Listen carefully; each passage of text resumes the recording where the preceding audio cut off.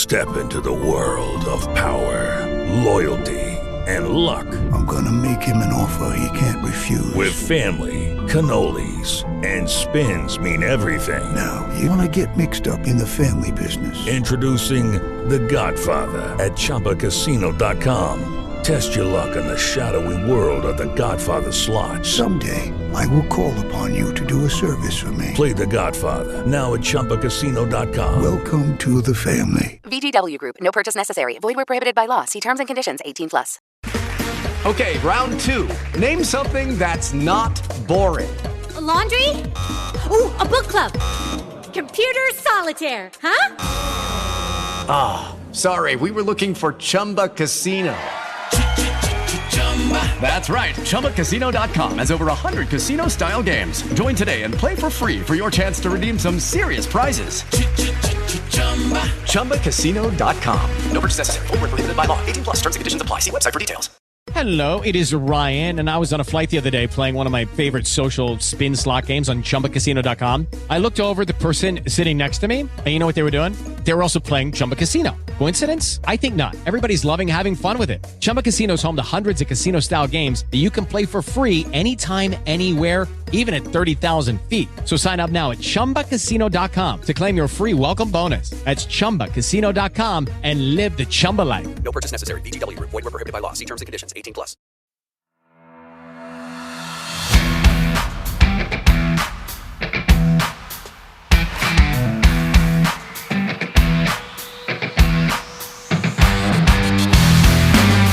Welcome to the RnR Podcast, the place to catch up on all the regional and national rugby in Wales.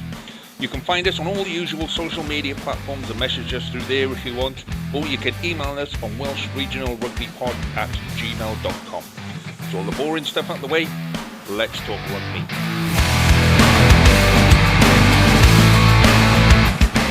Hello and welcome to this week's RnR Podcast with me, Lee G. Joining me as always is Jamie and Reese. Carwin can't join us this week. He's still having his hair done and the nails and a spray tan.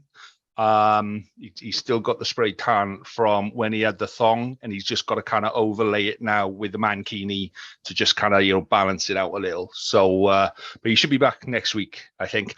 So, so joining us this evening is Scarlets supporter extraordinaire, is Grav from the Rock and Roll Podcast. Evening, Grav. You all right? Nothing about being Scarlets feels extraordinary. I've got to say that, especially not this season. Well, so Grav's joining us to kind of go through the Scarlet season and what have you later. I think we'll just stick to the second half, to be honest, mate. I think we'll skip over the first bit and then we'll just focus on the second half. No. Reese will pipe up at some point with, did you see when Cardiff played the Sharks? And then we know where we are. We all know where we are. I'm after you beating you a pack of Scarlets, bro. Oh, there we go. He's off already. All right, let's start with drink of the week. So, Reese, what have you got there, my friend? What's your drink of the week? This could be a mistake, but I just grabbed it from my mother's fridge. So I've stolen from an old lady. So I've got Copperberg Premium Cider Mixed Fruit. But I'm terrible. Nice. It's nice. It's a nice drop. Yeah, I like that. Why is your mother drinking Copperberg? Oh, but rum. There's anything you want in there, really. Like, isn't it? It's a good half license in this house. It's cheaper. So, Grav, what have you got, my friend? Well, I've got a. So my see, this is all right. You said to me, it doesn't need to be alcoholic, and my note literally says beer of the week. So I think that gives you an idea. So currently, I'm drinking some orange hop Stewart Brewing. I can't be honest. I can't taste the orange. I've had a couple of sips already. I can't taste the orange anyway. I feel like I've dropped down a level though, because last week, and I want to bring it up because I think you love it, Jamie especially. We were in Krakow last week and we did a beer spa. Oh yes, a hot tub that you fit two people in, and then 20% of the hot tub was beer. Oh my god! On the side of the hot tub, there's a tap and two steins, and it's unlimited beer. Shit! And I said we booked the. We booked quite a.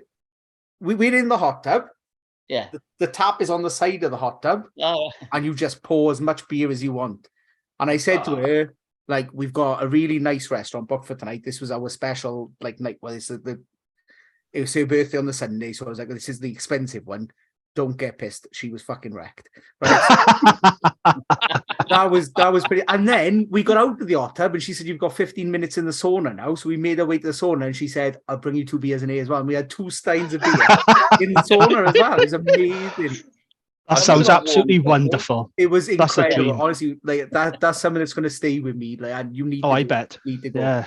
But if I was to pick my drink of the week, it's going to be Pump Up the Jam because my cousin's home from Texas this week. So I introduced him to Tiny Rebel, and Pump Up the Jam's like the one. You know, that's It's if a I was nice to one. pick one, that's what I would have picked. Instead, I got something from B&M. I defer to Jamie for his expertise on that. Yeah. Speaking of the Tiny Rebel fan club, Jamie. Yes. Yeah, speaking of Tiny Rebel, it will shock you to know I've got a Tiny Rebel beer. This one, no, it's a brand new one. I haven't had this one before. This is a Lil Peachy. Ooh. And it does what it says on the tin. It is a peach IPA. And I won't lie to you boys, it's bloody lovely. Oh, nice. That's 6.2 as well. Yes, you're right. It's 6.2. It's punchy, it's creamy, it's really peachy. And the smell on it, oh, it smells so good. It's a really lovely drop. But you know I love fruit beers, and if it's Tiny Rebel, I pretty much like anything that comes from Tiny Rebel, except our awful peanut butter flapjack. But other than that, I just love their beers. I'll defend that. I'll even defend the maple bacon stout. Oh, that sounds minging. Yeah, it was not that one. Oh, it was part of the Christmas specials. There was a mint, there was a maple bacon. I was mental, but they were lovely. And out of a Tiny Rebel glass he was as well. I like those glasses. Oh, banging. Do we fuck the rugby off? Like, let's be honest. This is a beer podcast. We've had other podcasts that come close to other things, isn't it? Like when we start talking about music and now. Yeah. That's when you get let loose. That's when you hit the 8%er and you start going, right, let's get the drum set out. And who knows what this one is?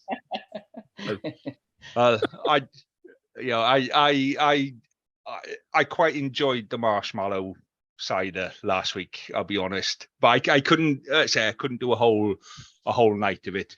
So this week I've gone for raspberry ripple cider this week, which I'll be honest, it tastes exactly the same as the marshmallow does. It looks exactly the same, but apparently they're different. Yeah. So it's nice to see you broadening your horizons, Steve, and your taste, because it makes a change from your boring old bitters you normally drink. You're getting a bit more adventurous now, isn't it? No, well, it's summer. See, it's summer. You've got to kind of embrace the heat, and then when we get back into the rugby season, we'll go back into the proper ale and the craft ale, and I've got a couple of local ones to kind of sample and all of that kind of stuff. But until then, lovely, batshit crazy raspberry ripple fucking cider. Yay! Sounds great. We used to go to Glastonbury every year and have the Brothers Pear cider, like, you know, in large quantities, and that was awesome. That was big bottles of it. There's Desperados as well, a good summer beer. Desperado do a mojito one, but it's so difficult to find here. But everywhere else you go, they're everywhere. If you can get a mojito Desperado, go for it. But they do a tequila one as well, don't they? Yeah, they do a tequila is like a normal one. Then there's like a watermelon one. There's all this mad shit that other people get that Britain don't because, I don't know, Brexit or something. I'm thinking, right, at some point in the summer, when all the summer internationals are on, we just get all the Welsh Rugby pods together and we have a competition to see who's got the most bizarre beer for the rugby. Who's got the wackiest, craziest beer to watch a game of rugby with? I think that would go well, boys. I'm up for that. I'm well Absolutely. up for that. We should all meet in a city, like in Anchorman, where all the news teams met up. Like, and just pull out random cans from inside your coat. like that. What are you packing, son? What are you packing? Brothers Raspberry Ripple. like that Run DMC versus Jason Nevins video, but instead of break dancing, it's just like fucking pulling cans open. Nobody tell Carwin. Nobody tell Carwin because he will. He will. Right. Let's do some rugby stuff. Jamie, what's on Jamie's news desk this week, my friend? Well, first of all, I want a theme tune for this because on Grav's podcast, I'm a bit jealous actually because he's got the old BBC News 6 o'clock news theme tune, and that's perfect. So I want you. We don't pay any copyright or anything. Oh, see, perfect.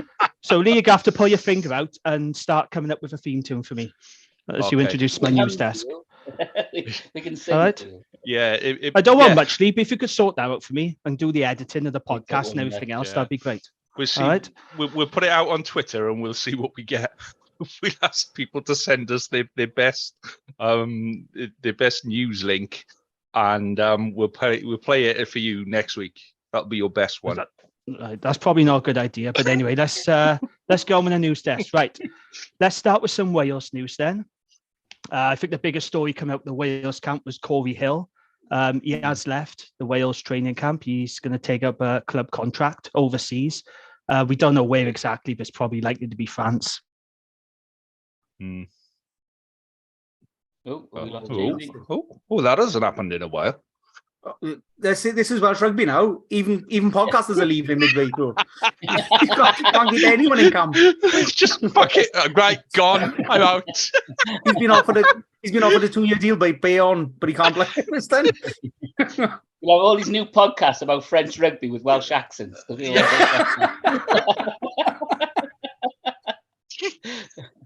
All right, so I'll carry on with Jamie kind of stopped.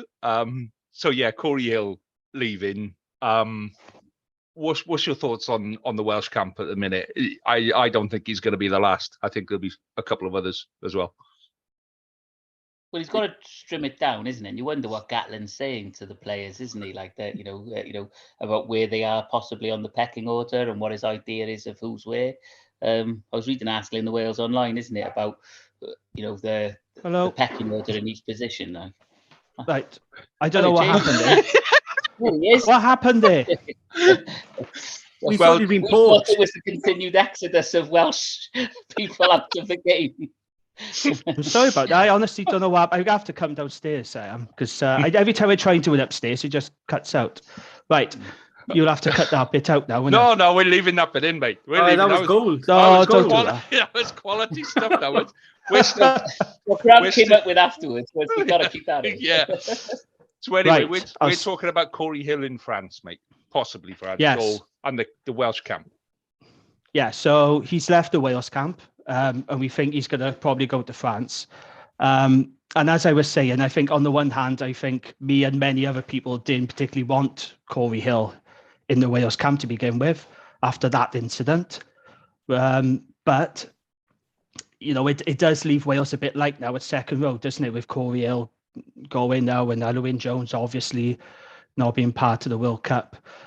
And so much so that Gatland is apparently, according to the rugby paper, he's considering sending an SOS call out to Jake Ball.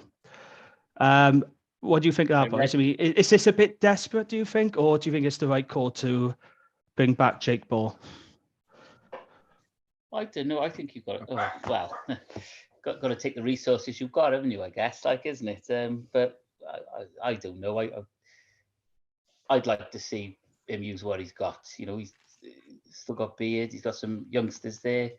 We'll have 4 second rows, but the difference in their experience will be huge, won't they? Sort of thing at the top ends and at the bottom. Grav, would you like to see the beard that's feared? Oh, but I'm absolutely delighted to say I think it's the right decision because I've sat on a Photoshop of his head on Miley Cyrus's body with wrecking ball underneath for 2 years now. There's a t-shirt that I've been waiting to make, so I'm delighted to see him back. We do need that experience, I think, because isn't Ben Carter's, was he the second or third most experienced second row in the squad? Yeah, third with 9 caps. It's insane. Like I don't. So yeah, we need something. He's a quality player. The problem is you never fully know where the standard in Japan is as well, because you've got like the best players in the world playing against guys who are like part-time in a factory. Like it's always difficult to judge exactly where we're at. So It's whether he can get into camp and hit that standard and those fitness levels as quickly as we need him to. But I suppose the only way you're going to find that out as well is by getting him into a Vale and getting him in a freezer in Poland and finding out what happens. So let's give it a go. I mean, why not? He's taken everyone else who's qualified anyway, and he's got a squad of 346 or something. So let's give him a go. Let's see what happens. I'm the same. I did say on Twitter that it's the most co-real thing in the world that he tried to turn up to an international tournament in France and ended up next door in a French league competition instead. So it's very co-real, if anything. We should have seen it come in. Yeah. I mean, the problem is we haven't really replaced Jake Ball, have we, since he left? You know, I think we missed that ball carrying physicality, that brute of a lock to get us over the game line. I know Will Rowlands has been terrific for Wales, but he's really, really good in the tight. He's not in the same mould as he is Jake Ball in terms of ball carrying. And I don't think we've ever really replaced Jake Ball since he's left. So on the one hand, yeah, it would be good to get him back. But then, you know, he's 32 now, and maybe we should be looking at guys like Ben Carter and Rhys Davis. I mean, I'm not sure. What do you think, Lee? Would you bring him back? I'd have the beard. Yeah, I think just putting him there makes people sit up, because, I mean, the guy's got a tremendous sidestep. I mean, he'll come right at you, and then you think, is he going to sidestep me? And he'll come smack into you, and that's 19 stone of pure Welsh beef and a bit of Australian coming right at you and hitting you. Do you know what I mean? That's you've only got to step up in front of him once or twice, and you're going, right, there's at least two. Next time that fucker gets the ball, at least two of us are on him, and it changes the way you defend. And we saw him do it for the Scarlets. We saw him do it for Wales. You know, if he's at 85, 90%, I'd bring him in every time. He's got that. I feel about, but that bit of bastard about him as well. Yeah, definitely. It's fine putting these players in, and we've got some lovely players in like Beard and Carter, and yeah, they're brilliant ball players. But sometimes you just need a big, ugly, bearded guy to grab hold of someone, and he gives us that. So yeah, a bit of aggression. And you see, 32. If you've learned anything from Alan Wynne, he's got another 7 years of his international career left. Yeah, he'd be fine to win. He's got another 2 World Cups left in him. Yeah. Fair enough. So yeah, that's the Welsh news. Moving on to Cardiff now. There is plenty of news coming out of Cardiff. Unfortunately, none of it's good. There's lots of players coming out of Cardiff. I mean, it's insane, isn't it? So, come on, bring it. Are you ready for this now, Rhys? Go on, Jamie. Okay, so we've got highly rated forwards coach T. Rhys Thomas. He's now left Cardiff. Yep. He's gone over the bridge. He's joining Gloucester to be their forwards transition coach. I think that's a big loss for them, because he was pretty highly rated, wasn't he, T. Rhys Thomas? Ealing Trailfinders have been busy. They've signed a couple of Cardiff players. So yesterday they announced prop Brad Fair, and today they've announced World Cup 2015 hero Lloyd Williams. Yeah. It's just bonkers what's going on in Cardiff, because obviously we don't know what's happening with Dai Young. He's still suspended. The scrum coach, Dwayne Goodfield, he's gone. The defence coach, Richard Hodges, as we know, he's gone to Zebra. Richie Rees, who's the assistant coach, he's been linked with a move to Japan. This is rats deserting a sinking ship, isn't it? Yes. That's all I was going to say to that. Oh my God, the entire coaching staff has gone, sort of thing. But you know, Thomas Rhys Thomas will go on and carry on developing. He's a good coach. He's a good forwards coach. Not so bad about doing good. Phil Hodges, I think, was a good coach, and Richie Rees. They sort of steadied the ship, isn't it, when Dai Young got suspended, and have been there a while, and a sort of Cardiff sort of through and through.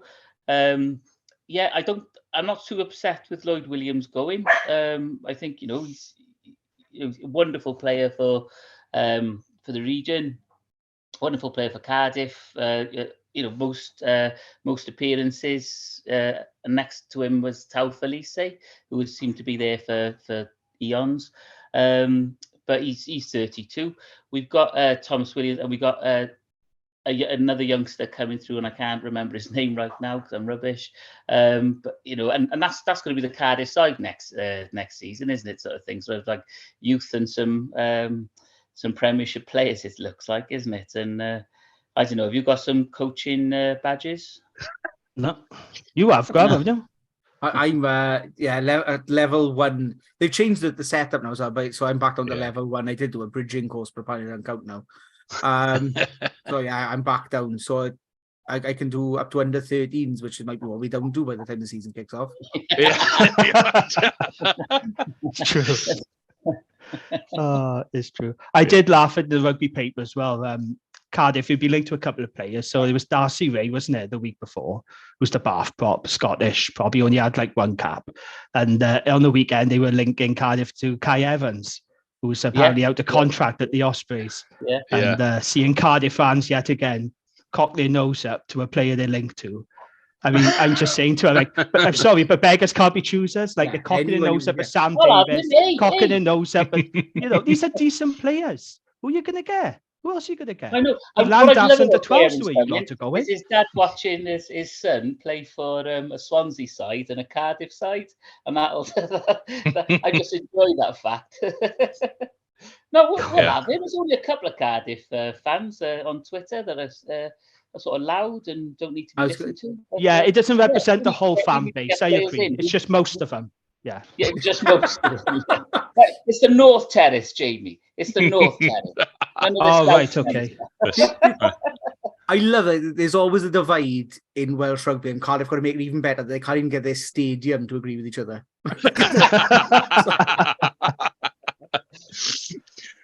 Right, okay. So anyway, players on the Ospreys will be good. They'll make up for Lloyd Williams going the other way. Right. Okay, so we have got we've got a rugby rumor as well, but about more Cardiff players. But we'll do that when we do rugby rumors. So Cardiff fans have got something to listen to. They've got something to anticipate later in the show. But most of them know it anyway. But we'll do that later. Okay, so moving on then to Scarlets, and they've announced that they're going to play the Barbars. It's being billed as a Phil Bennett memorial match, which is pretty nice, I think. Interestingly, the game is going to take place on Saturday, September the 16th, which is the same day as Wales against Portugal in the World Cup. Although, to be fair to Scarlets, they have said they're going to put the game on the big screen in a supporters village. Tickets starting at £20 for adults and £8 for under 16. So, I think that's pretty good, isn't it? And now boost some income as well to the club, and seems like a fitting tribute, really. Well, it was announced 12 months since Benny's died, isn't it? That's why it was announced on Friday. But all the best players are going to be at the World Cup. Do you know what I mean? It's going to be a Barbarian second team kind of run out for. Do you know what I mean? I love the fact that yes, we're playing the Barbarians and stuff, but I just, if it was after the World Cup, maybe. And there were a couple of players who were retiring and in the World Cup, but were at the top. Maybe they could play. But yeah, it'll be fun. It'll be good fun. Did you see what the Barbarians tweeted? No, I didn't. So they put it out and they said, we promise not to employ a defence coach before the Scarlets game. Yeah. So what do you think, Grav? Good idea or? Yeah, it's a nice fit into it. I say it is the issue with sort of the timing of it, but the calendar's always packed, so it's difficult to get players in. I mean, the Barbars could have a hell of a team. They've got Alan Wynne, Corey Hill, Justin Tipperary. But yeah, it's nice that I'm already interested. I'm already going because the Scarlets do it really well with these kind of days as well, because you've got the barn down there. You can go down, they've got big screens everywhere and food. And if you could go down there, it's almost like a double header to go in there and watch the Wales game and then watch Scarlets Barbars. I think it's a fantastic day out, and it is a great way for getting families involved as well, which I'm always a big sort of pusher of, like getting families involved in rugby is the way forward for the game. So I think it's fantastic. I'll probably be there. I'm going to say probably at the moment, but almost definitely. Should be a very good occasion, shouldn't it? The last bit of news I got, it's not Welsh Rugby related, but I do think it's quite funny, so I wanted to talk about it. Johnny Sexton could miss the World Cup. So Matt Hardy from City AM, I think he's doing his best to just worry the shit out of Ireland fans. He's put out a couple of articles now, and it's just full of the word could. He could miss the World Cup. He could get 24 weeks. He could get 5 years. He could get 12 weeks. He could or could not be in the World Cup. Who knows? But I don't know about you guys. I cannot see a situation where Sexton doesn't have any involvement at all in this World Cup. I do think the worst case scenario is he may have to miss some World Cup warm-up games because Ireland have got 3 games, haven't they, before the actual tournament starts. But can any of us see Sexton getting banned for the World Cup? I just can't see it myself. No, not at all. And it might be the benefit, isn't it, that he doesn't play in the warm-up games, so they can sort of carry on developing the other 10s. I think we need to know what he said to the ref, like in detail. I know there was a lot of swearing and a lot of "I question your judgment" type of things. And I as a ref, a couple of years ago, that was part of the reason that I quit. Was mothers on the side bloody threatening you with umbrellas because her boy was crawling with the ball on the floor and doesn't understand what you tackled means. And when you get to that higher level, to have one of the world's most experienced players, one of the most respected players, come up to you and have a proper go at you on the pitch when he's not even fucking playing. Yeah, part of it. I think if it was any other time, if it was any other time of the year or part of the season, he'd have the book thrown at him.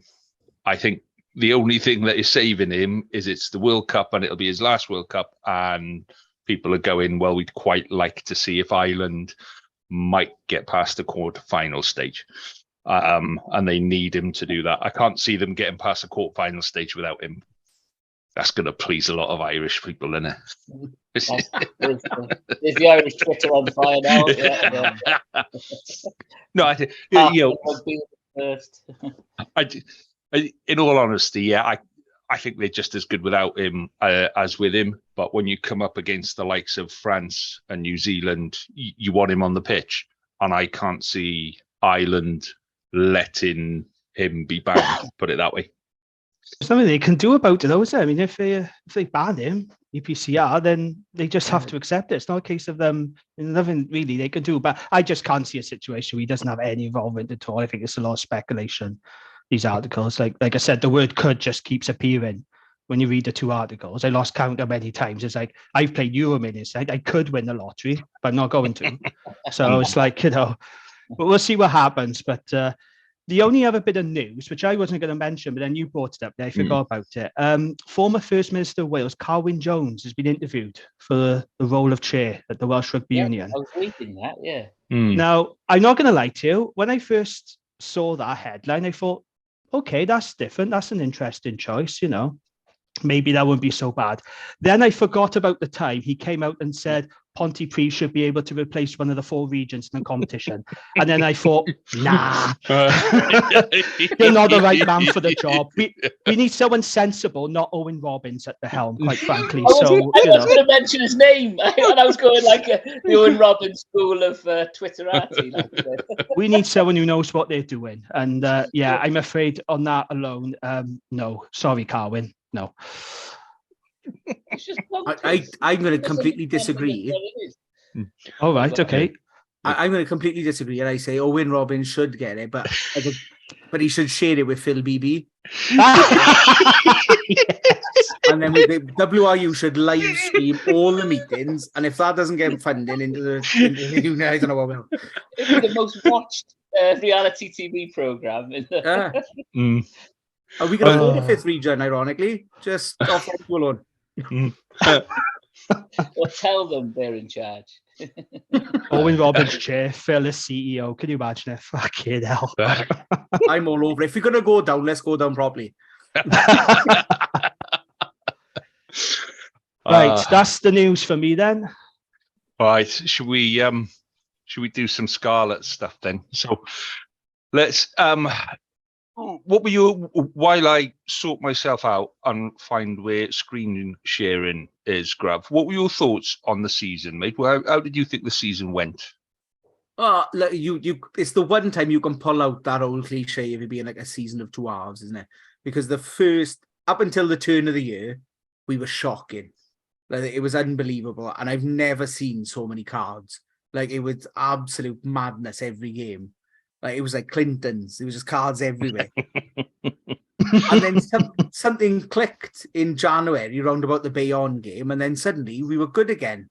I've got my theory on it, but my theory on it is going to upset a lot of people, because my theory is Johnny Williams, because I think Johnny Williams has been one of the most underrated players that we've had. I think he's a fantastic centre, and he's really he gives us something in attack, and he adds that solidity in defence. And I do think he was a major part of it. And losing him early on in the season to an injury, and then sort of almost coming back, and I think that affected us massively. And we'll go into games later on, but yeah, it was a shocking start, but we got there in the end almost. Yeah, I think the problem with Johnny Williams is he's not a very Scarletsy type of player. Do you know what I mean? Yeah. We like the fancy fuckers with the nice feet and the that somebody that can create a spark and do something. And he's not. He's direct. And yeah, I think you need that to balance the other guys. And then sort of with Costello at 10, especially because Costello can do all these. He's got that triple threat. He can throw a man pass. He can sidestep. He can kick. He can do everything. So, and then Johnny Williams is that sort of calming info, and he's still got that ability to pull something out of the hat, but he does it in such a more sensible way. Yeah, I agree. Really good player. But they did miss him, didn't they? And when he came back, he made an immediate impact, didn't he? You can see that. And it was someone else to carry that wasn't Callum Affoni. Like I Callum Affoni, no wonder he's gone to France, because he's carried the whole of Llanelli on his back for like 2 years. The guy needs a break. I think we noticed it when he was carded, and then when he was injured at the end of the season. He's the counteraction to the fast flowing open rugby, isn't he? He's that direct bit that you need. And I think it showed that when people like Lousy and Fafita were trying to make a break, actually there were players on them, because Callum Affoni wasn't on the pitch to occupy them in tight. And I think it created a balance in the side that perhaps, we might struggle with next year. So, player I was really impressed with this year was Dan Davis at 7. Yeah, good player. Yeah, and I thought he brought a bit of grunt up front as well, and it was nice to see, young players coming through, being given the opportunity. Because when we favoured him over Jack Morgan, I know Jack Morgan had other reasons to go to the Ospreys, but when Jack Morgan left, everyone went, "That's okay, because we got Dan Davis," and he'd spent like 6 months injured. And everyone was a little bit like, hang fire, are we sure that we're willing to let Jack Morgan go because we've got Dan Davis here? And I think he really stepped up to the mark this year. I was really impressed with him. Yeah, and it's mad how long he's been around our squad. Like, he was there 2017. So I'm sure he played towards the end of the title-winning season. Who had this early on that I mentioned us winning the title in 2017. But I'm sure he featured then, and certainly featured a year after when we had that decent run in Europe. So it's mad how long he's been around there, and yet he's still only 24. Like it's mad. So it's good to see him, he said, sort of coming of age and really stepping up now, because we've always had an abundance of open sides and abundance of back row players, and now that we less so, especially with all the injuries we had last year. I think we had, I'll go into it later on when we go into the game, but the number of injuries we had was insane. So to see him step up when he was really needed and show that ability that, when he first came out of the academy, people were talking about he's the next big thing. And he always had that ability there, but never maybe looked like the big thing. But he's starting to get there. And they said when you realise he's still only 24, I mean, he's a baby for a back row player. And he works really well with McLeod as well. Yeah. When you've got McLeod at 6, it's a double threat across the park. And I say with Callum Affoni there, it just everything kind of worked. Even with Shingler, even with Shingler in the back row, it did kind of work. It's just, is it still going to click next year with Tuipulotu in at number 8? And McLeod always works really well with that kind of player as well. Like, we've seen it before when it was him and Will Boyd. Like, you wouldn't put him down as perhaps two of the the best players. You know, you wouldn't pick them out as all international, but when they were working together, actually were brilliant in our back row for the Scarlets. And I think that's where he drops in well, and he does that role, and they say it brings the best out of McLeod as well, who doesn't get the credit he deserves. Cardiff as well. Like, I really like Will Boyd as a player. Yeah, fantastic player. But he's playing in, is he Spain now? I think he's playing in Spain or Portugal, somewhere like that. Will Boyd. Yeah. But the weird thing with Will Boyd and McLeod is, I think Will Boyd played in Narberth and McLeod was playing for Crummoch when they were coming up through youth. Yeah. And when they were playing Pembrokeshire County, they were like against each other. So they didn't get put like one each on the flank, and let's take two future superstars and put them both on the pitch. Oh, no, this is Pembrokeshire County. Oh, only one room for a 7 year. So only one of them, and they were constantly playing against each other to get into the Pembrokeshire County side. Yeah. Under 15s. How mad is that? But so let's have a look at a couple of the games, the key games through the season. So the first game that springs to mind was the opening game, which I quite liked. I liked having a derby opening game of the season. I thought it kicked the season off well. Yes, it would have been nice to have more people there, but I think that was a hangover from the previous season. But I quite enjoyed that game, apart from Justin Tipuric not getting carded for a blatant high tackle. He should have been off. He was a bastard. End of story. Nice balanced analysis there. Let's expand on that story, Lee. There's no Osprey fan this week, is there? Nope. No. Fucking brilliant, and with you every step of the way. Funny that. Yeah. But no, I at the time, the narrative had been kind of twisted that McNicholl somehow, he took a bit of a dive and he milked it. Like, he failed the HIA and didn't play then. Like, it was a really bad one. I think if it was anyone other than Tipuric, people would have been up in arms, because he's, again, you get that he's not that kind of player sort of thing attached to him, because he isn't a malicious player. But then intent's got nothing to do with it. He came through, he caught him, and it was a really bad one. It was, and the fact it was only a penalty at the end. That was the weird incident as well, when everybody left the pitch. All the players left the pitch and then got called back on to kick the penalty to touch. Am I right in saying that? Yeah. It was right on the stroke of half time. Yeah, I was on my way to the pisser. I was off. I was all right. I was on I was in the little tunnel on the way out, and they're like, no, there's people coming. We all had to kind of stop in the tunnel and watch from the. It was really weird, bizarre. But yeah, it was a weird day all round as well, because that was the minute silence for the Queen as well, and then the minute's applause for Eddie Buckley before the game. So it was just an all-round weird game, starting off on a derby with all that happening. I mean, I say it's a weird game. It's Welsh Rugby. Of course, it was a weird game, but you think felt surreal. But obviously, I was happy to partake in one of the minute silence for the Queen or the applause for Eddie, but then I'll let you guess which one it was. And back then, we might have thought it was a weird game, thinking like, God, this is as weird as it's going to get this season. Yeah. So, well, we followed that up with a game against Ulster that, in all reality, we should have won that game. We should. It looks bad on paper, 55-39. Yeah. But with, 10 minutes to go or whatever, we were one score behind. And remember the kick to the corner? And the touch judge goes, that's in touch. That's in touch and goal. And all the players went, that's in touch and goal. And the fucking Ulster players, the kicker, went, oh, God, I fucked that up.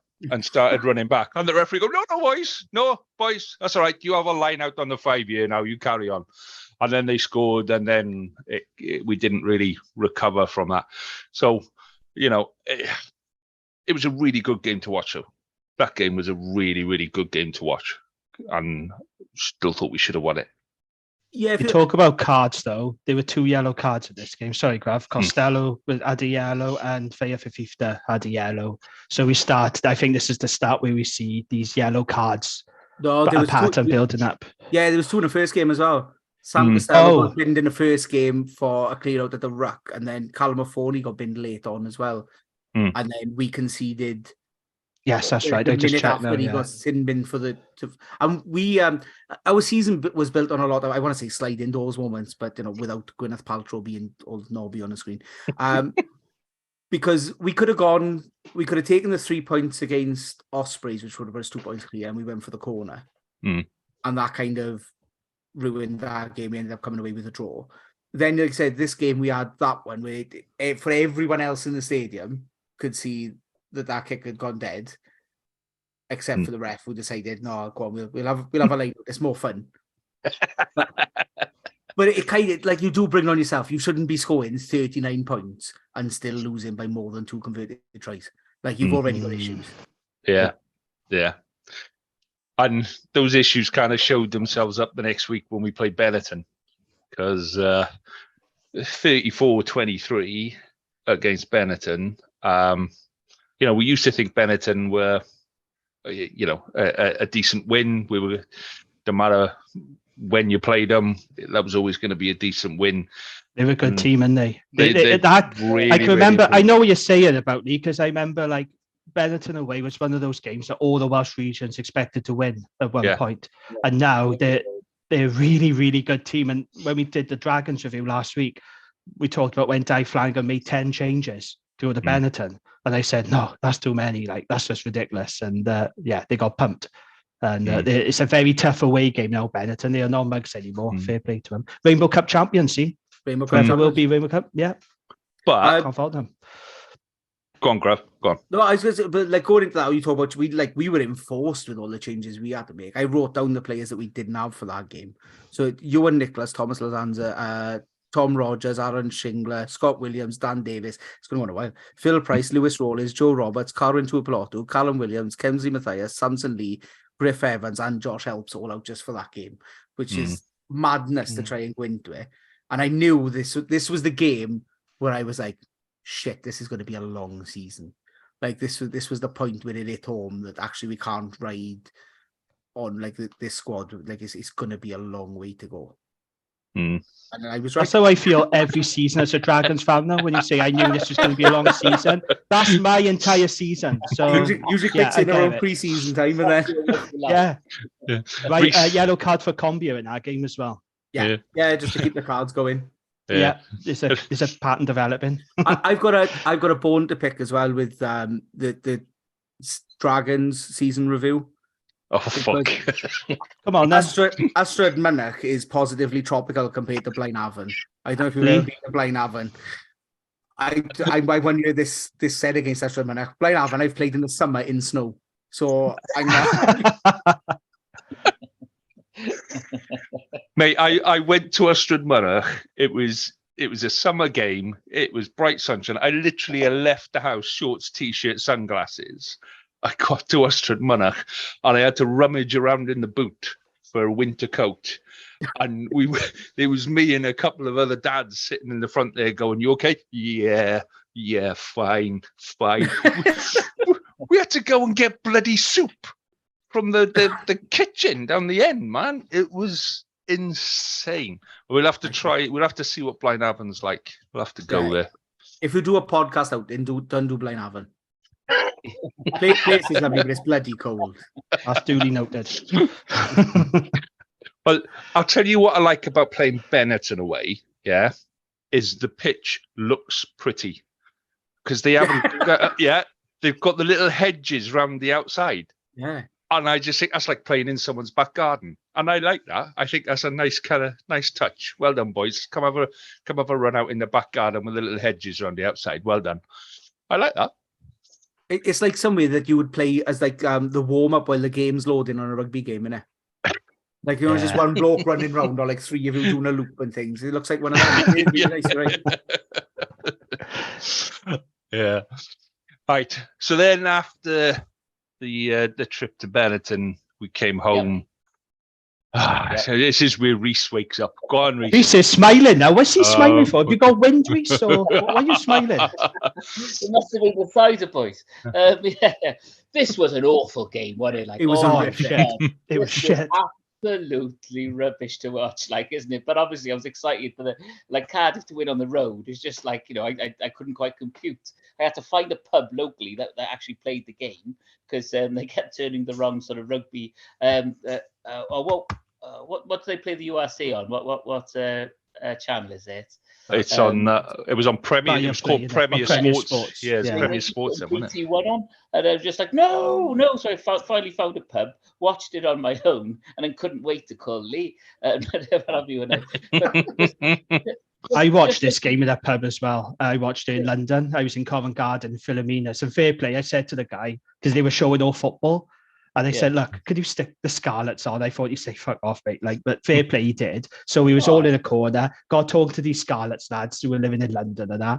And it was 80 minutes of my life I won't get back again because they was fucking shit. And even everyone around us was saying, fuck me, this is Welsh Rugby's in a state today. And we were like, yeah. I mean, this was supposed to be a big Welsh derby. It was a beautiful day, as I remember, wasn't it? It was a lovely day in Clairfleet. You'd think, oh, yeah, good day for running rugby. It was diabolical. As a neutral, I thought this was fucking dog shit. Well, my note says fucking horrific is what my note It was awful. Have you seen the stats though? The Scarlets had 65% of possession and 74% of territory. And then this is key. In defence, you made 82 tackles and we made 215. Yeah, sounds about right. I think we learned after the Ulster game that we don't like making tackles. It's not for us. No, it's you've had Johnny McGinty on the podcast. He's got a very similar attitude to tackling. It's not for him, and he accepts that. It makes it difficult that he's a fullback, but he gets by. Can you remember who picked up the red card in this game? Fafita, because we were on the comeback. We were so close we could almost taste it. To quote Natasha Beddingfeild. And then, it was another red card. Natasha Beddingfeild. What a reference to bring up. We've had movies. Natasha Beddingfeild. You listen to the podcast. We did 20 minutes on Carly Rae Jepsen once. So I remember, so I was at that game. And oh Christ, I know. An hour up, parked in KFC, and an hour back. But yeah, Mr. Fitness, Rhys Carey, wasn't it? And his Mr. Fitness. Don't be mean. That's awfully mean. Got to have a sense of humor about himself now, man. I'm helping the boy. But no, he tore out the fit. We missed one tackle. Javan Sebastian, who's the most overrated. Your favourite? Oh, I fucking hate it. I don't hate it. I just. But your favourites, Lee. Don't lie. I just think he's. Left, you know? I put the flags away now, but he's overrated. I thought we pumped him up to be something that he isn't, and he's okay. He's a decent player. He's not international standard, but he's with Scotland. Your thoughts on that's what I mean. Yeah. What are your thoughts on him? He's not that bad, is he? He has a good game every now and again. I think, oh, look at this. But yeah, when he first broke through, you're right. Everyone was like, oh, this kid's going to be something. And, second choice for Edinburgh, fourth choice for Scotland is not something, is it really? So, but yeah, I feel bad as well because I take a lot of time taking the piss out of Java and I've had to tone it down now. I mean, when he first comes through, I assumed he was Argentinian. Like, who's called Javan Sebastian in West Wales? It's a fair point. Yeah, I can understand why you would make that connection. Yeah, I thought we've signed this tight head from Buenos Aires or something. This is going to be brilliant. I'm well over this. I remember one of his first games was against the Ospreys, and it was a really, really close game. We were attacking on their 5-yard, and we were kind of doing that old kind of Ulster move where just driving off the side of a ruck. It's what a bang, what a bang, what a bang, what a bang. And the ball is in front of him. There's 3 meters to the line. The ball is in front of him. He's literally got to pick that ball up, aim for a kneecap, and he gets his first try. And he looks at the ball, and then he looks for a scrum half.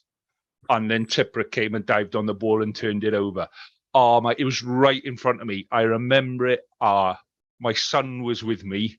My son had to tell me to stop swearing. It was that bad. It was, yeah. You've got two gears with rugby, don't you? You've got your like a laughy, chirpy self and your absolutely livid self. Like, you know. Welcome to supporting the Scarlets, mate. Very similar mode. Yeah. 37 years of Scarlets and Wales, that's the only two modes you can accept. Yeah. Like I said to somebody once, they said, oh, it's not raining at Parker Scarlets. I said, yeah, we have two moods in the Scarlets. It's either raining or it's about to start raining. Those are the only two places. Yeah. And it's you're either livid or over the moon. So the week after the Cardiff game, we absolutely hammered, destroyed, run off the park, Zebra. With 14 men? Yeah, we're 14. I tell you what, have you seen Zebra's out-of-season recruitment? Fucking, they're not messing around next year.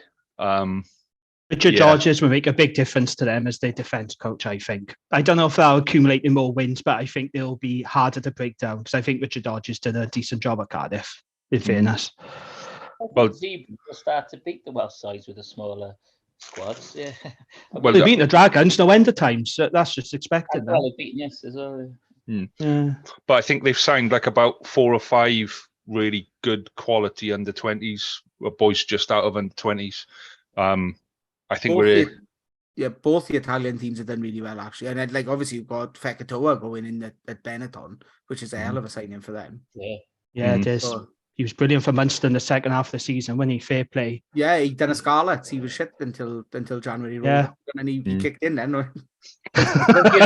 Once he announced he was off Twitter, he cheered up and was brilliant. Yeah. Red card for Lousy in this game, as I'm just looking now. Have you just written down all of the cards, Jim? Have you just gone? I'm on. I'm looking through the fixtures. I got an app, and I'm just looking through it now. Down, but his pen ran out. Yeah. So the week after was Connaught away. I thought this was probably our worst performance of the season. This was an awful game, shocking game. It was, but again, 18 players out for this game, including like all the back row. But it did give me one of my favourite moments in being a Scarlets fan because Dan Thomas came on a 2-game loan. Yes, and I'm an incredible fan of Dan Thomas. Like I love the Scarlets with all my heart. But if one club could drag me away, it would be Bristol. And signing Dan Thomas on a 2-game loan it felt like the best thing. Obviously, he fitted in immediately by getting sin binned. Yeah, but to the culture.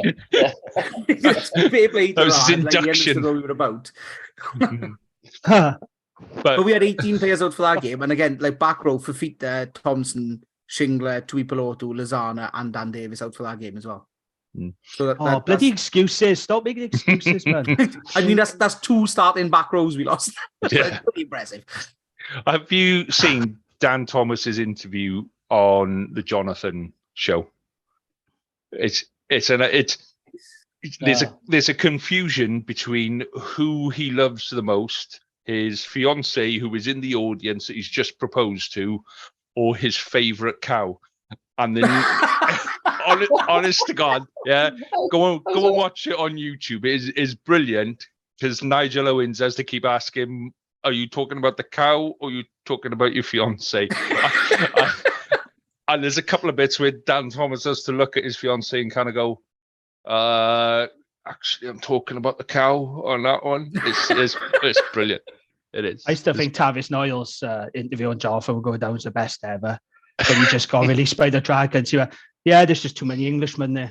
And my favourite part is when, it's difficult. The thing is, you just never win. You never win. It's like, well, with the Dragons, what do you expect, Tab? You knew that before you joined. Keep up, mate. Their MO. So, do you think he's running that Did Ospreys Win Twitter account? How did Dragons win Twitter account? Do you think that's Tavis Noyle? Just copy and paste and knowing every week. Dean Ryan now, I reckon, he's taking over the running of it. So we followed up our worst game of the season, the 36-14 loss in Connaught, and we hosted Leinster. And it looks like we took a bit of a pace there, but going into that game, I thought we were looking at 50, 60 points comfortably. So the fact that we actually sounding like me last week as a Dragons fan going into this game, I thought it was going to be a 70-point battle, but we only lost by like 30 odd points, so it was okay. Yeah. So that's the territory we're headed in now, isn't it? Yeah, but there were a couple of bits in that game where you just thought, okay, we can compete. Actually, the scrum held up quite well, reasonably for most of that game. But yeah, I think we just skip over that one. Grav, what you say? Leinster, innit? Like when I lose to Leinster, I just go, it's Leinster. Who cares? We exceeded all expectations in our game. 3 yellow cards. What more do you want? 3 in 1 See a pattern developing here, boys. Honestly, could not believe it. Like outside hours play to a plan. You didn't get a yellow. Well, there was a time, there must have been a game where we didn't get a card. I think it happens. Is it? But the Leinster game as well. I just want to say, because no one ever mentions it, but that was the tribute jersey because we beat the All Blacks, and I think it's just mentioned that the Scarlets beat the All Blacks once because it never comes up on Rugby Podcast. Never. No. Did we shit? Cleverly beat the All Blacks. Yeah, I think it's about time someone shone a light on that achievement. That's all. So I just thought I'd be the one. No one told me. But we got a bit of time left. Should we go into all about it? Should we have a look at that? Yeah. Yes, Newport and Cardiff have also beaten the All Blacks, but that doesn't get mentioned. But this is the Scarlets review. Fair point. Yeah. So the week after, we travelled to South Africa, and I think this is where the season actually started to turn around, because this is where Lee Blackett had joined us. I think he joined us before the Leinster game, but literally like the Friday or whatever it was. And then there was a bit of a break. I think we had like 2 or 3 weeks off, and we headed out to South Africa. And the way we were playing the game, the way we were defending was stuck, because we defend like the first 3 up until that game. We were defending the first 3, maybe 4 rucks, and then after that we'd go, okay, we've done our job now. You carry on, boys. You run through. We'll be with you in a minute. And the Stormers game, we started defending the 5th, the 6th, the 7th, and there was just a bit of an attitude there was an attitude change in that game that took a while to develop, but it started in that game for me. Yeah, agree. Like, it's always difficult going down to South Africa and it's these double headers, and not a lot of teams go there and do it. But I will say as well, I do think, but Ruckin's bloody hard. Like, it's really tiring. Like, I've got to give it to the boys. I played a game last year and I had 3 rucks in a row having just come off the bench, and I was knackered. So my heart goes out to him. But no, you're right. Like, there was a big change completely when Blackett came in. And I think like, he talked about how he struggled being an assistant after being an head coach for so long as well. But I think you could see that mentality, and kind of like maybe it's what Dwayne Peel needed as well. Sort of coming in as a new head coach, having done all the assistant stuff and the other things. And then you've got someone who I've done a lot of the head coach stuff. I think they worked really well together, and he seemed to learn from him. And so I think it worked really well. It's a brilliant piece of recruitment at that point of the season. Lost Wasp to come in and say, well, actually, this guy can give us something, and he really did. And we've seen again from the Scarlets now this summer that actually we've got a coaching team in place that looks suitable for the job. But I do think they said Blackett had a massive impact. Absolutely. And Dwayne Peel was getting a lot of criticism from Scarlet supporters on social media. And when Lee Blackett comes in, you can see change does happen. And they do go on this excellent run. They turn their fortunes around the second half of the season. And all of a sudden, then a lot of praise was going towards Dwayne Peel. But I actually said to you, Lee, and I won the pods, I think Lee Blackett has a massive role to play in the Scarlet sort of reversal of fortune, because I think he did put him back on the right track. And I think it was more to do with the attitude that he brought, because what improved was the defence, and he's an attacking coach, but what improved when he came in was the defence. And I think that came from the attitude that he brought with him. So, we lost both games in South Africa, but we worked on the tan. We had a bit of a time off. We played some rugby on the beach, and the best bit I like about that was they were out there for 2 weeks, and it was pretty much sunshine all the way through. And then it was about halfway through the second week, it absolutely pissed it down. Like they showed it on their social media. They absolutely pissed it down, and you could see the boys going, "Oh, it's like being at home. This is just like we're comfy now." But yeah, so 2 losses on the road, and then we're back into Bennett. Yeah, so we're back into the Ospreys Boxing Day game. Now I'm going to shut up now, which I probably should have done at the time, in all honesty. But yes, I'm going to say it now, Lee. I don't want to offend you, mate, but that was the worst pod you've ever done. When you turned full Razzie ass. I just fucking lost it. And me and fucking Risa sat there. We can't get a word in edge. No. You've gone full blown Razzie, and it was fucking, like, what the fuck? It was. And I even said to you on the group, I said, I don't think we can put this out. I actually said to you, I don't think you can put this episode out. I disowned myself in this episode. I didn't share it on the socials. You're okay. You're right.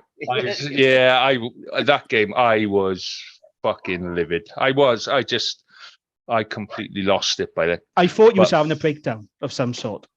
I'm not even joking. I literally thought you were having some sort of breakdown doing the episode. I think I might have actually done, and then come out the other side and started to rebuild. I think it was very cathartic. It was nice to get it out my system. It wasn't very nice to go through, but it was good to kind of express myself verbally without smashing. Well, you certainly did that, right? I mean, the laptop stayed in one piece. The headphones went. After that. They went against the wall. So that was a Boxing Day kind of.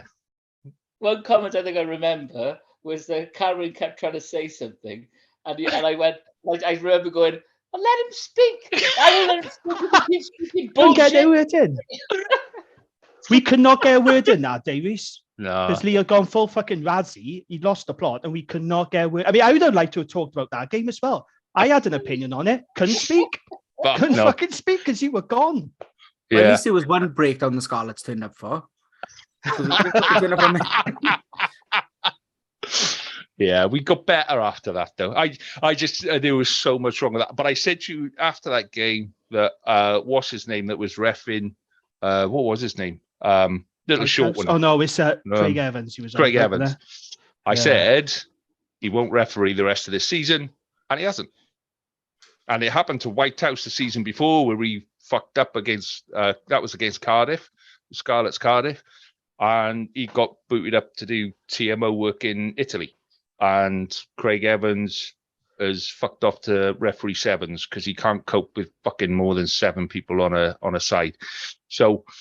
Anyway, moving on. Then we played. Just to say though, you missed out the Challenge Cup games. I was going to say, I think the disappointing thing with the Ospreys game was that it was on the back of the 2 European wins, where we we built a solid foundation. We looked good, where we were playing good rugby, and then to come back to that. And also, I really like Craig Evans. I've met him in real life. He's a lovely bloke. He's very knowledgeable about rugby. Lee, any comments on that? Yeah, I did I did my referee course with him. Right, so I did a referee course with him, and he told me in that referee course. This was a long time ago, but he told me in that referee course, and I don't know if he was joking or if he was serious or whatever. He said we were talking about refereeing like your own teams, and I said because it was like under 15s, under 16s, and stuff. I say, sometimes you've got to be harsher on your own teams and stuff. And he said, nah, fuck it, I'm an Osprey, mate, and Scarlets will never get fuck all out of me. So, yeah, and I don't know if he was joking and winding me up or whatever, but and the rest of it, Whitehouse was there as well for that one as well, and I actually got on well with both of them. It was only that game where, he was... I'm going to say it on the podcast. They didn't quote me if you want to, but I've met Nigel Whitehouse and he was a prick. So I'm willing to go on record for that. He was an absolute knob. It is quite fitting that on the URC website, it's the most Welsh Rugby thing that the thing just says the logo of dragons. Yeah. Why isn't that come up? Why isn't that come up on the screen? Every other badge is there, and then it just says the logo of dragons. So anyway, it's a horrible game. Game. I was at Park of Scarlets for this. I travelled down with the sports club, and I couldn't wait to get the fuck out of there. I hate Park of Scarlets anyway as a venue. I don't like it, and I don't even know why I went because every time I go there, we always lose, and I just couldn't wait to get out of there. I'm the same with Swansea Stadium. No, you're the same. Wherever you go with Carwyn, Cardiff lose. So just don't go to games with Carwyn. It's a simple rule, mate. But with that game, though, as we talked about, it's so hard to get to, isn't it? You're already sat in traffic on the way there for an evening game, and you're like pissed off, and then you get there, you lose, and you go back fuming. It's a strange location there. But with that game, as we talked about on the Dragons review last week, I think you could see the contrasting fortunes between these two teams. So Scarlets had a couple of good wins. They were starting to get a bit of confidence, and whereas with the Dragons, I think you could see they were starting to go right down on the turn, and their confidence was ebbing away. Because from year on in, Scarlets really do pick up, don't they? They start winning a few games, and they really do turn it around. In fairness, but yeah, terrible game. Let's move on quickly. Well, obviously, from my point of view, brilliant game. But the highlight of the game, without a doubt, despite like some good tries scored, brilliant rugby.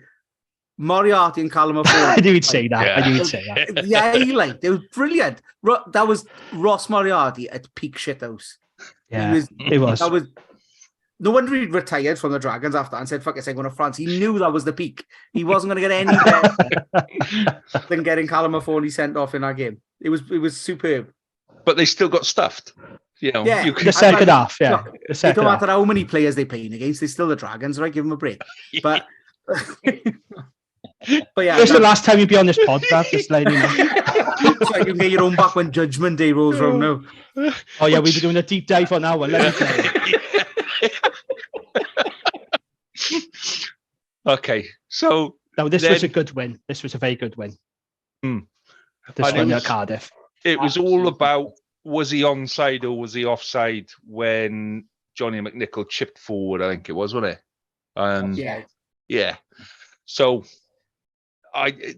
for me, again, that game kind of epitomized the change in attitude, because it would have been really, really easy to lose that game, really easy, but they didn't. They dug it out and dug it out quite well, actually, I thought. Yeah, really well. And they said this kind of built on that. I know we lost the Ospreys game, but it was 7 out of 8 or something at this point, so it was brilliant, and it was a really good game as well. Like tries aplenty. It was a really fun game to watch, and it was the point as well, I think, which Costello really started to show what he could do as well. Because again, he's one of those players you kind of, he's got bags of talent, he's got the ability, but he started to show that he could be a bit more sensible at times as well. And I think he really started to shine, because he can be fucking mad, as we've seen in that opening Ospreys game. He can do something. You think, what are you doing? And I think it kind of that curbed off towards the end of the season as well. And he's really impressed me at times. And this was one of the, if I'm thinking of the right game with him, this was one of the games where he really sort of stepped up a little bit and showed maturity.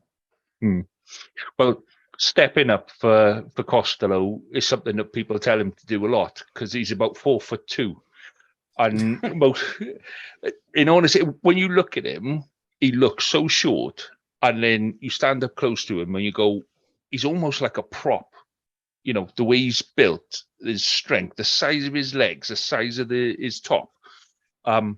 He's an absolute atom. And in defence, there aren't many people.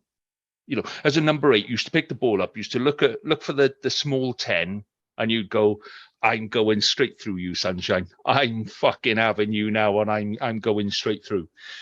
And the amount of number 8s that Costello has dumped and just flattened has been superb. So, Reece, your thoughts on this game? Thanks, Amy. I thought I was going to get away with that then, this is the the start of Cardiff's demise. I just want to point out that we're still Welsh Demise. Yeah, this over the Christmas period was the turning point in our what was a very promising start to a season. But yeah, losing to you guys at home, losing to the Ospreys at home, just guts. I remember us doing the Cardiff season review and me asking you about this game, and you just kind of went,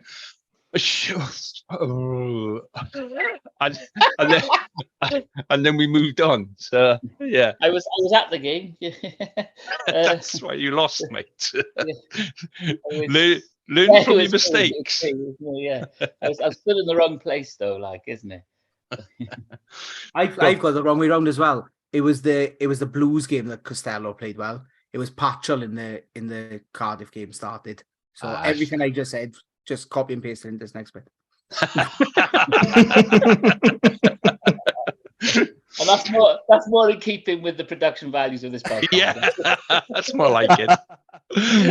Stick some more beer in that, man. Right. So, next game, home game against the Bulls. Excellent win. Yeah, and I think a lot of people kind of were expecting us. We'd kind of played a lot of not the weaker sides, but not the high-end sides. And this was the first team we played that really should have put us away and actually came nowhere near to it. In all honesty, the first half they had a few chances though, didn't they? I remember this game. They butchered the number of chances in the first half, but I think Scarlets were the better team. They did deserve to win. They had parity up front because when we talked about the Dragons last week, when they come down to Ronnie Parade, we couldn't cope. Their pack was massive, and our scrum fucking was shunted back every single time. But Scarlets, they managed to keep it tight, and it was a very, very good win. Fair play to them. It was good. And then we backed that up with a fairly solid win against Edinburgh, which is 42-14. And given where Edinburgh finished in the table, 12th, and we didn't finish far away, to put them 42-14. Like, if you look at the second half of the season, and if we'd have played the whole season that way, I think we'd have probably been substantially higher than where we actually finished. But yeah, if to win 42-14 was, I quite enjoyed that game. I remember spilling my beer on that game because I think, did Combeer have a couple on that? Was that the one with Combeer had a couple? But I definitely remember spilling my beer when somebody went over in that game. Can't remember why, but probably drunk. The Javan Sebastian derbies is no known. Well, the week after, or the game after, was Munster away. And I love this game. I absolutely loved it. As a neutral, for me, this was the best game of the URC. It had everything. And I'm telling you now, if this was on BT Sport, if this was in the Gallagher Prem, the Twitter admin would be fucking pumping out highlights, clips, left, right, and centre for a month because it was absolutely brilliant. I loved it. So entertaining. And Scarlets could have won it at the end as well. It was batshit crazy what was going on. It was nuts. Loved it.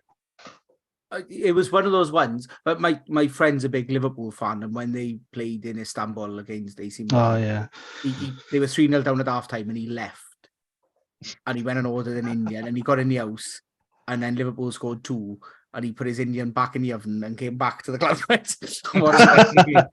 And I was at that point half time. We were like 30, 35, 7. Yeah, it must have been 7 because they were all converted when they all. But that sums up how much it was like playing like Jonah Lomu in like 1987 or whatever. Like no one even missed the conversion. It was madness. But it felt so over at half time, and I was like, well, do I want to ruin my weekend before it starts by like sitting through a second half of this? Like goggle boxes on the other side. I can put goggle box on. And then what an unbelievable game. It was brilliant. I agree with you. I think it was the best game of the season. I think it was unbelievable. Even losing it, that comeback in the second half felt so good. And I genuinely thought we were going to end up winning. And I do think the thing it was Johnny Williams was the one who turned. He came on. He was excellent. Half time. and put in an incredible performance, just all over the park. Brilliant. And it was like he was never been away, wasn't it? He was fantastic that game. Yeah, just super. And like, really kicked his season on as well. Like, he needed it and we needed it. It was brilliant. And then I started to believe that, not that we would, reach a playoffs, but suddenly that, right, can we catch Cardiff? Can we become the top Welsh team and sneak into the Champions Cup? Seemed possible. And they mentioned 2017. We were shit that year as well until like December round. We couldn't buy a win. Everyone was calling for Pivac to be sacked, which obviously, the same ones were for Wales later on. But we turned that around as well. And when the Six Nations rolled round, suddenly we were great. And this game was the one that sort of happened in the week of the strike? Or maybe it was the week before, and the other teams had sort of struggled, and everyone was saying, it's the talk of the strike that's ruining them. And then I think it was the week before, and then suddenly we were playing incredible rugby, and everything else seemed to be like in the distance, and everyone needed that anyway. Like, maybe everyone who's a Scarlets fan, because I'm sure that you weren't as excited, but like needed those games, that glimmer of hope that was there on the back of those two games. That Munster Scarlets game was something else. That's the most I've enjoyed rugby in a long time. I love rugby chaos. I keep saying that on a podcast. Rob Howley invented rugby chaos and unleashed it. and that's what I'm here for now. Well, we backed that up with we should have won that Munster game, but we backed that game up with a 32-20 win over the Sharks, which Reese will tell me now, if the Sharks are putting 20 points on you, you're not all that, but bro. To be fair though, what I will say, I think this was near to their full strength team, the Sharks. It might even be their full strength team, wasn't it? So I think, it was impressive what Cardiff did, especially nailing the Sharks in South Africa. But in many ways, this was equally as impressive because this was a fully loaded Sharks team. Unfortunately, they just didn't turn up for whatever reason. They are massive. They're flattered to deceive, don't they, the Sharks in this league? They've got a brilliant squad, but they just, they're a bit like Ulster, and they just really underachieve us. It's a shame, really. But good game, good win, very, very good win. Probably the most impressive win of the season, maybe. I think it's between that and the Bulls for me. They were just the games that kind of you get more nervous about.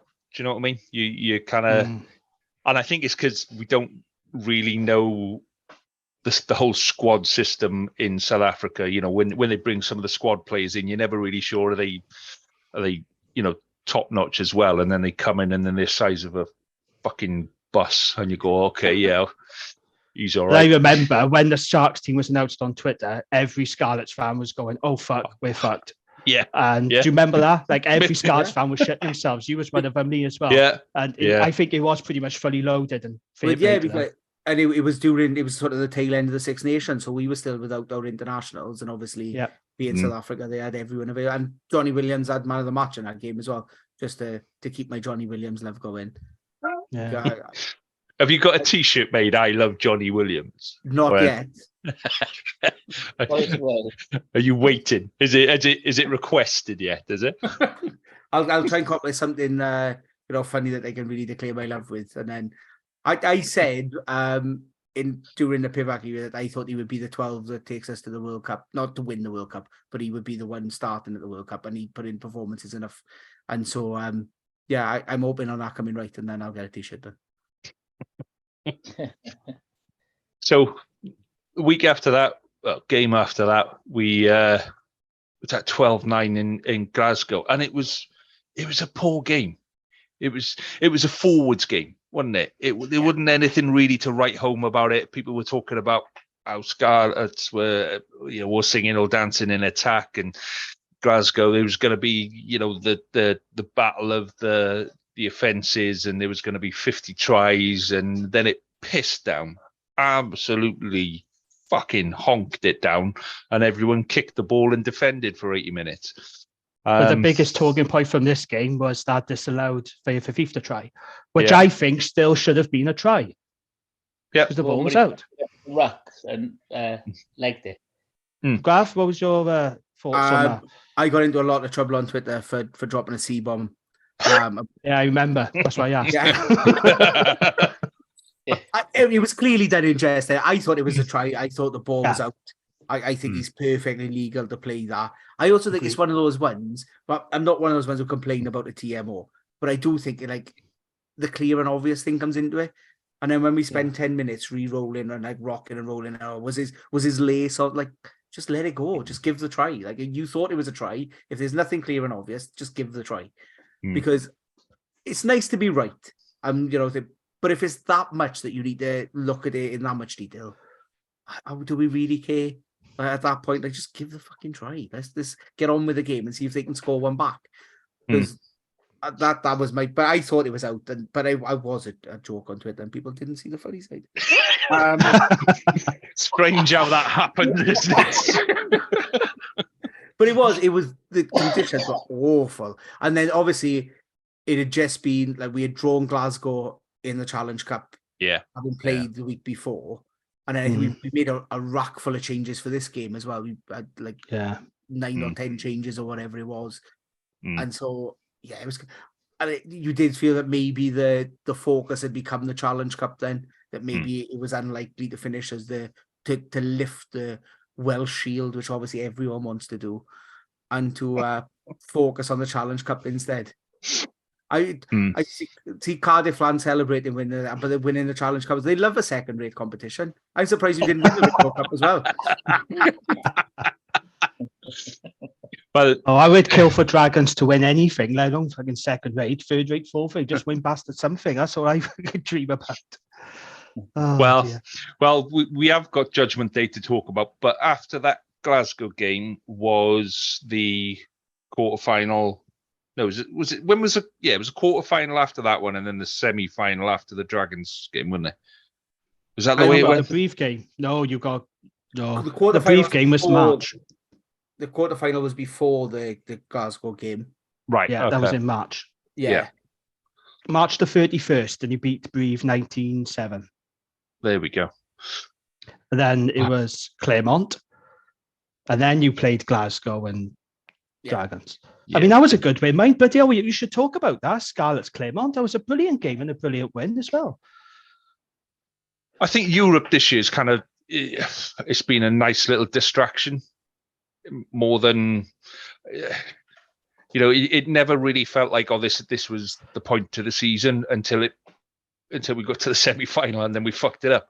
But it was kind of up until then. It kind of felt like. Actually, we wanted to do something in the league. We were battling for anything at the start of the season, and then it started to turn nice and lovely jubbly. Here we go. We're on a nice bit of a roll. And when it got to the serious bit, that semi-final, it just fell flat for me. 14-man Claremont, I should say, but still, you got the job done. Yellow cards, of course, for the Scarlets because of course, Fafif to get sent off 27 minutes, and Gav Davis gets sent off after 43. But excellent win. That's a really good win. Yeah, and if there's anything we've learned from the Dragons, playing against the red card doesn't mean a victory. Exactly. Absolutely. Well, last game of the season was the Dragons 31. Well, the last game of the normal season, 31-14. But when I said Munster Scarlets was the game of the season, it was actually this. I'm changing my opinion. This was the best game of the season, and we need to do a deep dive on it. We need to make this a patron special, actually. Yeah.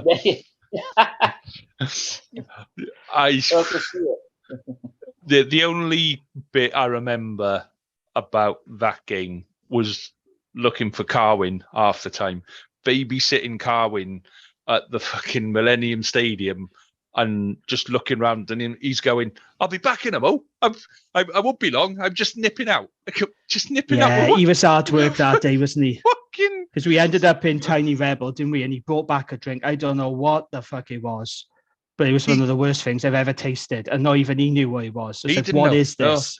No. Yeah. And I said to my old man, "Try that." Like, everyone had a sip, and we were like, "What the fuck have you ordered? What is this?" He didn't have a clue. Nobody knew. No. Nobody knew. No. But it was good. But I also remember you saying, like, for the past few weeks, like before this game, we're going to lose. I'm worried about this. So that you knew, didn't you, that you were going to come a prop against us? Yeah.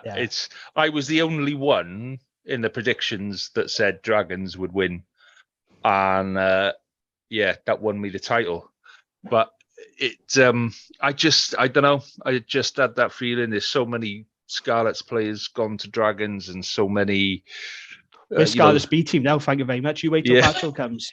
We are building an ex-Scarlets. Well, that's our new recruitment policy, isn't it? As I said, Dave Flad now, he's looking for players who've only ever played for the Scarlets. So if you haven't played for Scarlets at some point in your career, there's a job where you feel like Ronnie played, basically.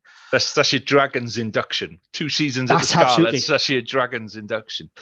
So, So how would you sum the season up, Grav? How would you kind of looking at all of that? Hang on. We haven't finished yet. There's another game to go.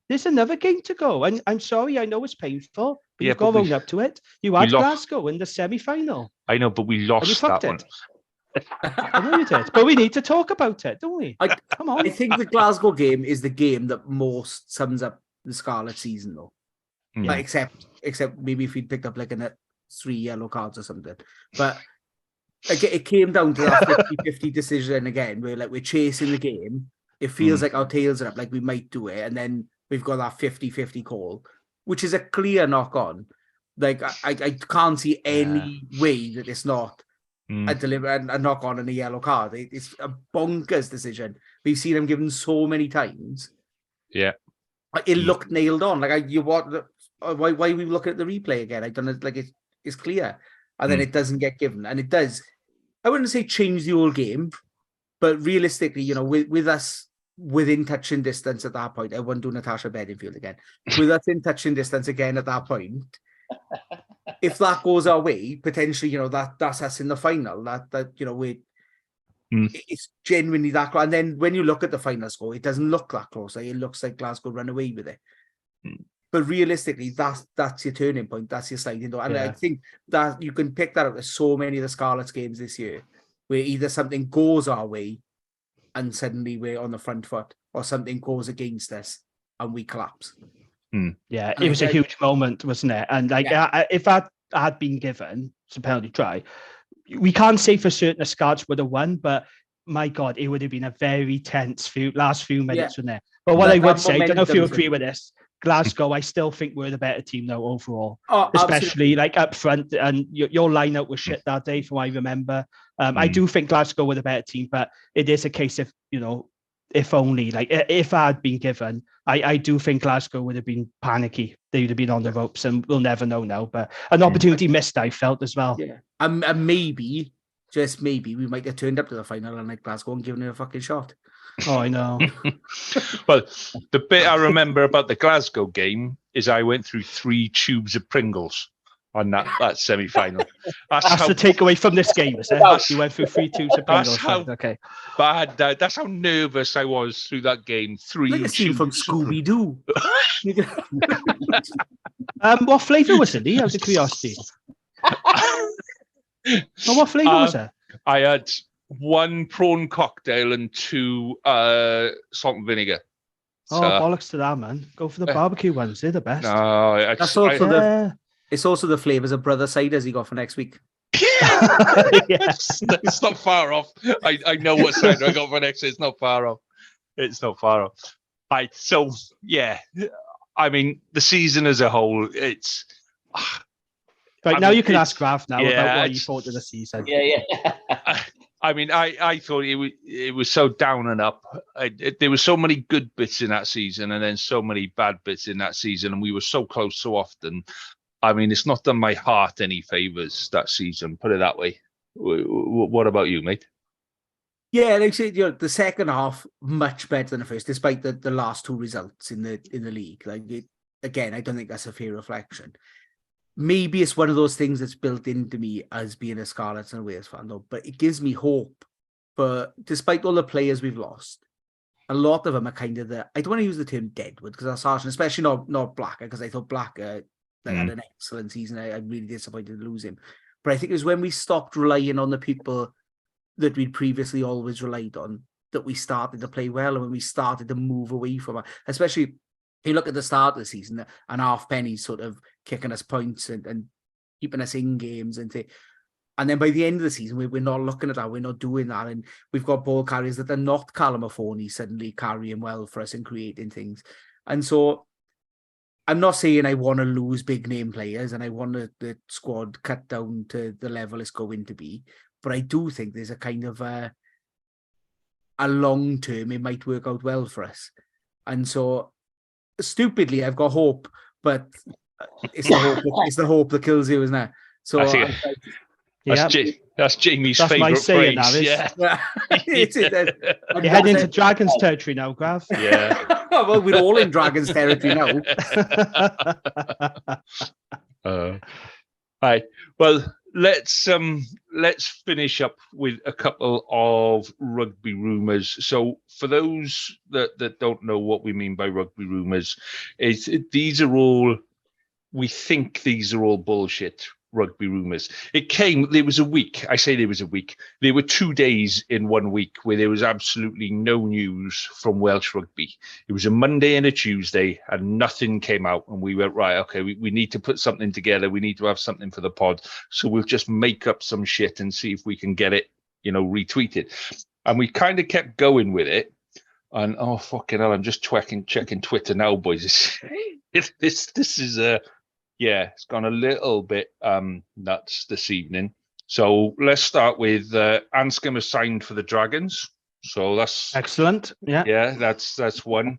Naturally, good fit. Yeah, you like the Cardiff one. I like the Cardiff one from Gav Jones. Read this one out. Yeah. Fatima Whitbread's been installed as the new Cardiff S&C coach.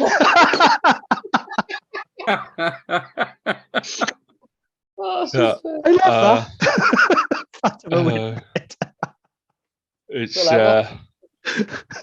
There's another one about under 20 Wales under 20s are going to play South Wales Police as preparation for the under 20s World Series.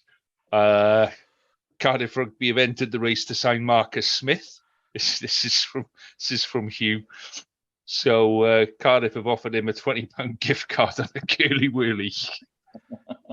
So that's that one. Ospreys are off to North Wales. That could be true, mind. We're laughing. That could actually be true because Cardiff haven't got a pot to piss in, and they could be offered Amazon gift cards as a top up. We don't know, do we? We don't know what's going on there. And a curly whirly. So there's a bit about Johnny Sexton. Yeah, something about Quade Cooper coming to the Dragons again. But, I might have heard that before. Yeah. So imagine having Gareth Anscombe and Quade Cooper as the Dragons' outside half options. So yeah. URC champions. Yeah. Straight away. And so the Cardiff rumour is that Liam Williams is off to Japan after the World Cup, assuming he makes the World Cup, assuming he makes the squad. He's off to Japan after the World Cup. Oh, and we think that one is more reliable than some of the others. But did we discuss last week? Did we discuss Ospreys going back to St Helens? Did we do that last week? No, because we'd already recorded. It was that's rumors. That's rumors been doing the rounds for so long, but then ITV News put out an article, didn't they? And apparently it is in consideration now, which I think is a good thing, isn't it? What do you think of that? Well, I do complain about sitting in traffic. Or do you want to drive down Fabian Way for a game? Yeah. No, I don't give a shit, mate. I have no interest. I just think that's all. If I'm watching on the telly, it seems like a good idea, but I've got no intention of going to St Helens. No. I think they've got everyone else, but the view is lovely. I said, well, yeah, we should be going to watch the rugby. Like, if things are that bad, just book an hotel on Oystermouth Road and you'll be fine. Don't worry about it. I need to be that Corey Hill's being replaced by Spotty from Super Ted as the third second row for the World Cup. That sounds plausible. Yeah. He's tall enough. He looks like he carries well. I think he do well there. Yeah, sounds good.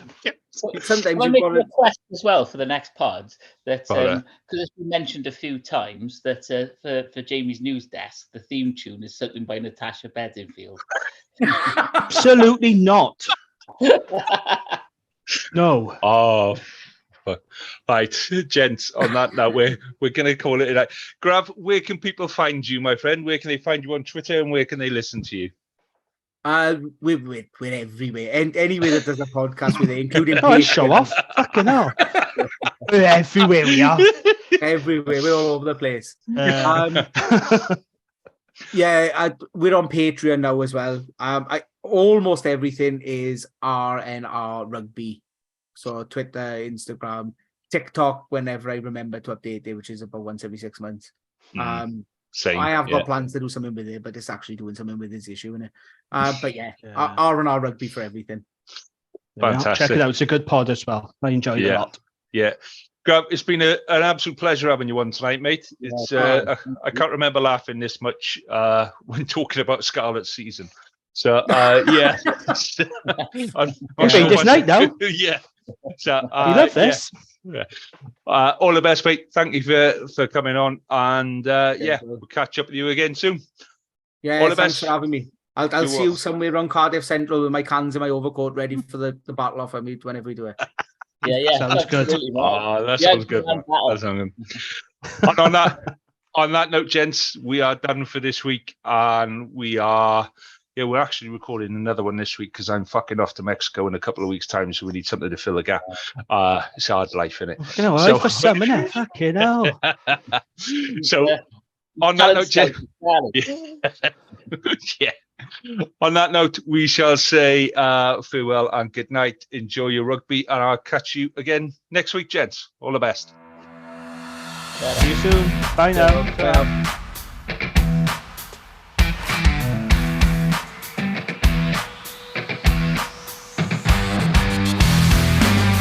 Thank you for listening to the Rap Podcast. We hope you enjoyed listening as much as we enjoyed recording it. Please do rate us and tell your friends, as it really helps us to grow and get better. We'll be back next week with more of the same, and until then, enjoy your rugby.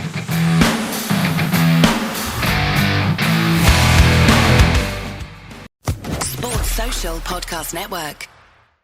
Hello, it is Ryan, and I was on a flight the other day playing one of my favorite social spin slot games on ChumbaCasino.com. I looked over at the person sitting next to me, and you know what they were doing? They were also playing Chumba Casino. Coincidence? I think not. Everybody's loving having fun with it. Chumba Casino is home to hundreds of casino-style games that you can play for free anytime, anywhere, even at 30,000 feet. So sign up now at ChumbaCasino.com to claim your free welcome bonus. That's ChumbaCasino.com and live the Chumba life. No purchase necessary. VGW. Void where prohibited by law. See terms and conditions. 18+.